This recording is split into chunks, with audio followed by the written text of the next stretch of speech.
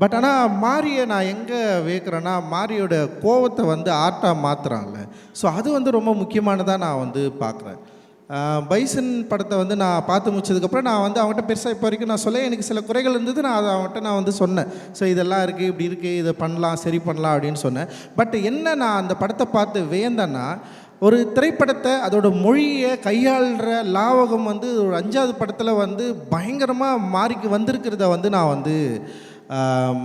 நான் பார்த்தேன்.